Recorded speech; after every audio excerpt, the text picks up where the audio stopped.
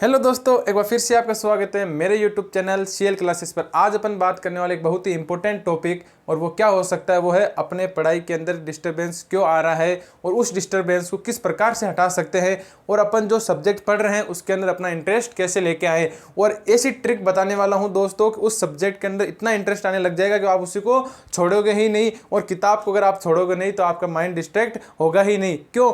अगर कोई बंदा जो पढ़ाई कर रहा है, अगर उसको एकदम दिन भर बिजी है तो उसका दूसरी चीज़ में मन लगेगा ही नहीं। लगेगा कि नहीं लगेगा? नहीं लगेगा दोस्तों। क्यों नहीं लगेगा? क्योंकि वो बिजी है। अगर आप पढ़ाई कर रहे हो तो आपको किसी और चीज़ में मन लगेगा ही नहीं, और पढ़ाई में जिसका मन लगे उसको सफलता मिलना एकदम आसान हो जाता है दोस्तों। और अगर डिस्टर्बेंस हो रहा है तो अपने पेरेंट्स को देख लीजिए। क्यों देख लेना है? अपने लिए इतनी मेहनत कर रहे हैं, चाहे वो एसी में बैठ के काम कर रहे हो, चाहे धूप के अंदर काम कर रहे हो, काम तो कर रहे हैं ना दोस्तों। और किसके लिए कर रहे हैं? अपने लिए कर रहे हैं। तो अपन को किन के लिए पढ़ाई करनी है? अपने पेरेंट्स के लिए करनी है। किसके लिए करनी है? अपने ब्राइट फ्यूचर के लिए करनी है, और किसी के लिए नहीं करनी है दोस्तों। और ये जमाना ऐसा है दोस्तों जिसके अंदर कोई भी अपने काम नहीं आने वाला है। सिर्फ और सिर्फ अपनी पढ़ाई अपने काम आने वाली है, अपनी मेहनत अपने काम आने वाली है, और अपना स्ट्रगल अपने काम आने वाला है। और आप चाहे कितना भी स्ट्रगल कर लो, कोई आपका स्ट्रगल नहीं देखता है, आपका परिणाम देखता है दोस्तों। सच्ची बता रहा हूं दोस्तों, अगर पढ़ाई करनी है तो अपने पेरेंट्स की ओर देख लीजिए और अपने ब्राइट फ्यूचर की ओर देख लीजिए। और डिस्टर्बेंस कुछ भी आ रहा है तो उस डिस्टर्बेंस को आने ही नहीं मत दीजिए दोस्तों। आप अपना पढ़ाई में मन लगाइए सिर्फ और सिर्फ। कुछ डिस्टर्बेंस आ गए ही नहीं। मैं ये मना नहीं कर रहा हूँ मोबाइल मत चलाइए, मोबाइल चलाइए लेकिन लिमिट का चलाइए।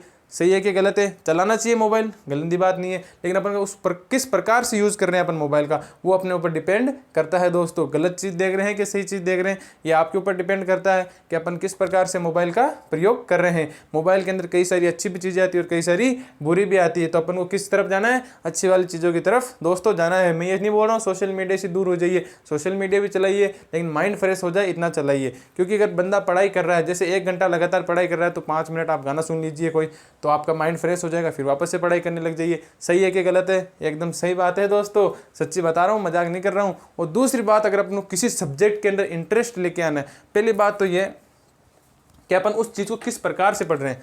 जैसे आपने सुना होगा सेक्स रेशो नाम का, सेक्स रेशो। तो ये सेक्स रेशो, तो इससे क्या बोलते हैं? The number of female per 1000 mail. पुरुषों पर महिलाओं की संख्या होगा, क्या कहते हैं? लिंगानुपात कहते हैं, सेक्स रेशियो कहते हैं। सेक्स रेशियो इसे कहते हैं। तो ये क्या छोटी सी डेफिनेशन है।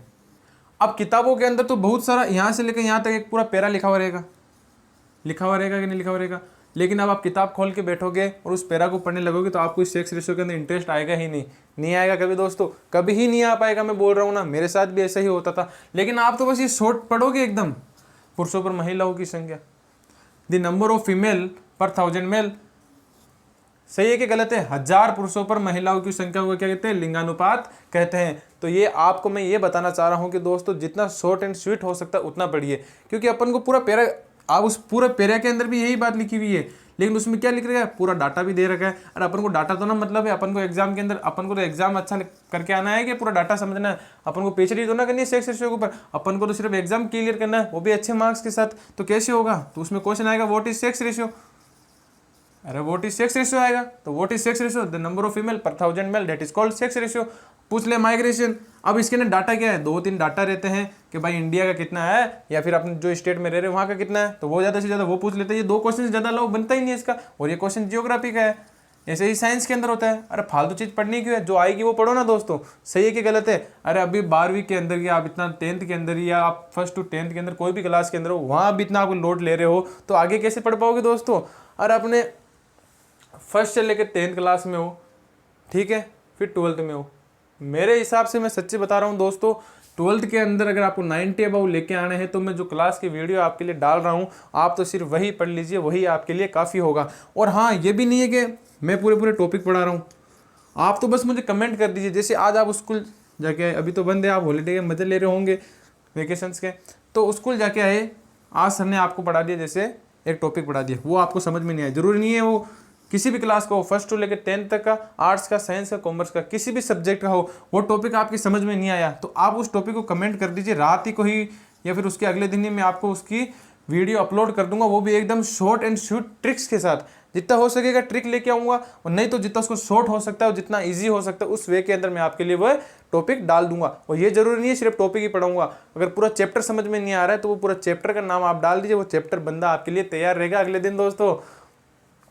अब हो गया ये अपन सेक्स रेशो, ये होता है इंटरेस्ट जगाने के बाद। अब बंदा सोचेगा जैसे सेक्स रेशो तो पूरा पैरा पड़ेगा, जैसे कोई बेचारा डफर बच्चा जिसको मतलब डफर वैसे कुछ नहीं, कोई नहीं होता है दोस्तों, सब अपनी जगह अच्छे हैं, इंटेलिजेंट है, अपनी सोच का फर्क पड़ता है। लेकिन जैसे अब मैं पढ़ा रहा हूँ माइग्रेशन, माइग्रेशन मतलब प्रवास, When the people migrate from one palace to another palace, that is called migration। एकदम शॉर्ट एंड स्वीट है। अब फिर भी आप इसको अगर बड़ा बड़ा चढ़ा के पढ़ रहे हो तो कोई मतलब नहीं है दोस्तों, जितना इजी हो सकता है। और अपन को करना क्या, उस जो कॉपी चेकर है अपना एग्जाम के अंदर अपन क्वेश्चन का आंसर लिख के आ रहे हैं तो कॉपी चेकर को वो समझ में आना चाहिए।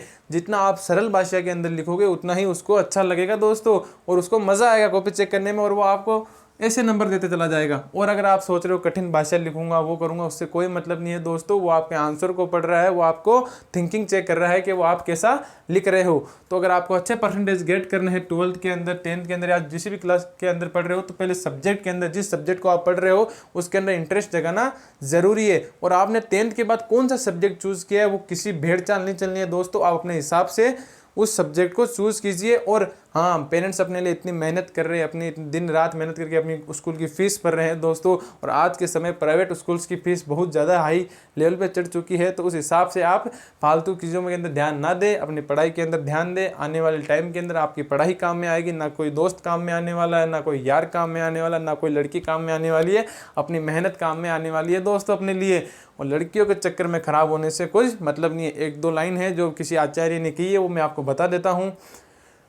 अभी तो सूरज नहीं डूबा दोस्तों, अभी सूरज नहीं डूबा, जरा सी शाम तो होने दो, मैं खुद बदनाम हो जाऊंगा, पहले मेरा नाम तो होने दो। ये लाइन मुझे बहुत ही अच्छी लगती है जो मैंने आपको सुना दी है। तो बस आज के लिए इतना ही दोस्तों। फिर बता रहा हूँ, किसी भी चीज़ से एजुकेशन से रिलेटेड कोई भी आपको प्रॉब्लम आ रही है तो आप तो बस मुझे कमेंट कर दीजिए, उसी चीज़ का सॉल्यूशन लेके मैं आपके लिए अगले दिन तत्पर तैयार रहूँगा।